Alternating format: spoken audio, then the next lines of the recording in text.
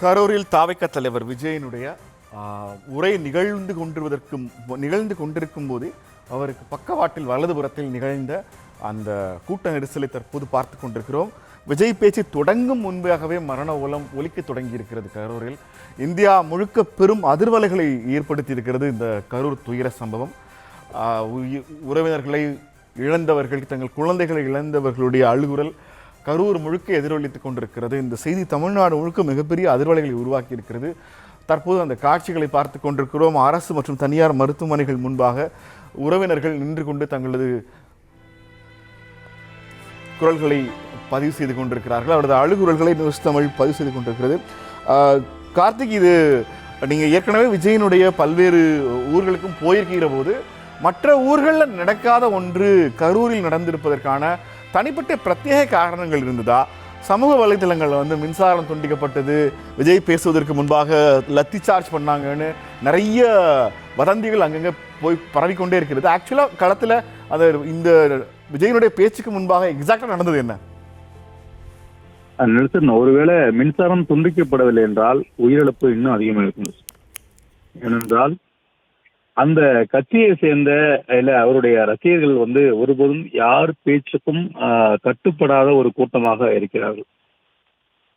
அப்படி கட்டுப்படாத கூட்டமாக இருந்தவாறுதான் அந்த கட்சியினரே கரூர் அவர் வருவதற்கு முன்னாடி ஒரு 2 மணி நேரத்துக்கு 3 மணி நேரத்துக்கு முன்னாடி ஒரு சம்பவம் நடந்தது. அந்த கட்சியினரே அங்க இருக்கவங்களே மைக்ல பேசுறாங்க, தம்பி ஈபி லைன்ல ஏறாதீங்க, ஈபி லைன்ல ஏறக்கூடாது, ஏதாவது அசம்பாவிதம் ஆனா பிரச்சனை ஆகி போயிடும் அப்படின்னு பேசுறாங்க. இன்னொரு சில நேரம் கழிச்சு ஈபில இருந்து எங்களுக்கு ஃபோன் பண்ணாங்க, இப்படி நீங்க நின்னீங்கன்னா பெரிய விபத்து ஏற்பட்டுரும், அதனால இறங்குங்க அப்படின்னு சொல்லிட்டு சுத்தி இருக்கக்கூடிய எல்லா ஈபி லைன்லயும் நிக்கிறாங்க. நமக்கே ஆச்சரியமா இருக்குது. ஏன்னா ஈபி லைன் எவ்வளவு முக்கியமான விஷயம் தெரியும். இன்னொரு விஷயம், நாங்க நின்ன இடத்துல ஒரு 3 ஸ்பேஸ் லைன் போது அது மேல ஏறி சில பேர் நிக்கிறாங்க.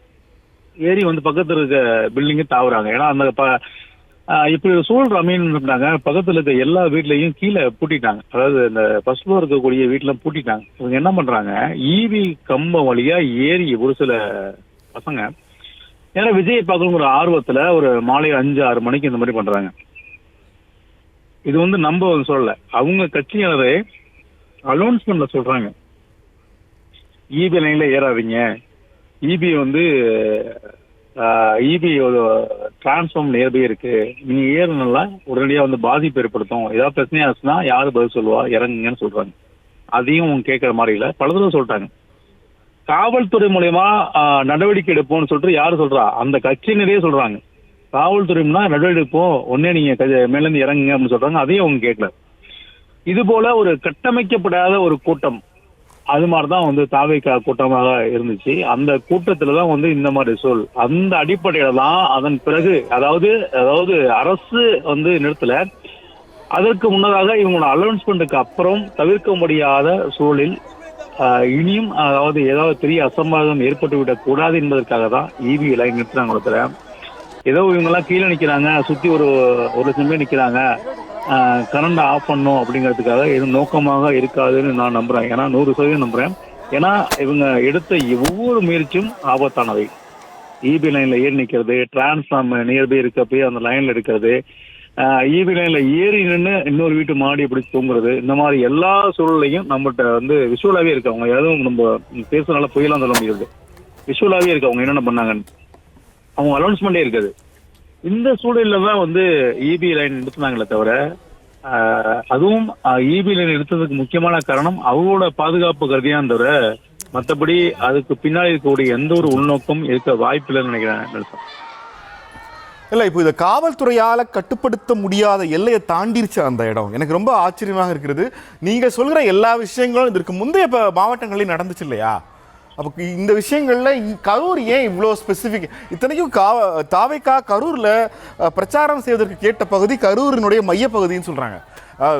இப்போ இந்த நிகழ்வு நடந்தது கரூரோட அவுட்டர் ஸ்பேஸே இவ்வளவு மோசமாக இருக்கிற போது கரூரினுடைய மையப்பகுதிகளுக்குள்ள ஒருவேளை அனுமதி கொடுத்துருந்தா என்ன வாங்கியிருக்குன்னு யோசிக்க முடியலையே கார்த்திக்.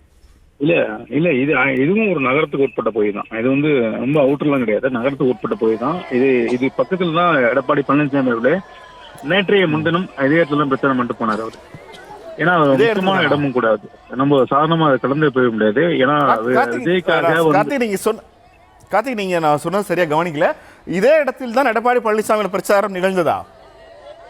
இல்ல, இதுக்கு பக்கத்துல, ஓகே, இதற்கு அருகாமையில் தான், பெரிய தூரம்லாம் இல்ல. அவரே வந்து கிட்டத்தட்ட கூட்டம் கூட்டிட்டு இங்க நிகழ்ச்சி பண்ணிட்டு போனாங்க.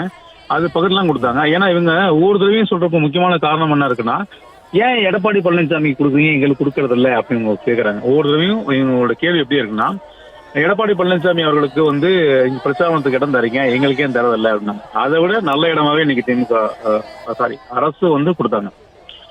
அப்படி இருக்கக்கூடிய ஒரு சூழல்ல இந்த கூட்டத்தை இந்த இடத்தாலே இவங்களை கட்டுப்படுத்த முடியலன்னா இன்னும் பேரிழப்பு நடந்திருக்கும் நகரில் கொடுத்து உள்ள. ஏன்னா அவங்க கேட்ட இடம்ங்கிறது பேருந்து நிலையத்துக்கு அருகில் இருக்கக்கூடிய இடம்.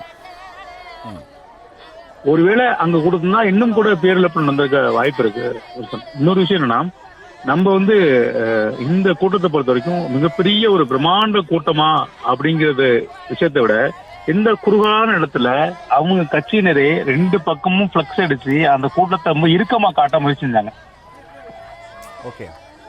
அந்த இறுக்கமான கூட்டத்தோட வெளிப்பாடு தான். நான் இதை எப்படி புரிஞ்சுக்கிறேன், விஷுவலா தாவேகா தலைவர் விஜய்க்கு ஒரு பிரம்மாண்ட கூட்டம் வந்திருக்கிறதுங்கிறத வந்து காட்சிகள்ல பதிவு வைக்கிறதுங்கிறதுக்கான முயற்சியில நடந்ததோ?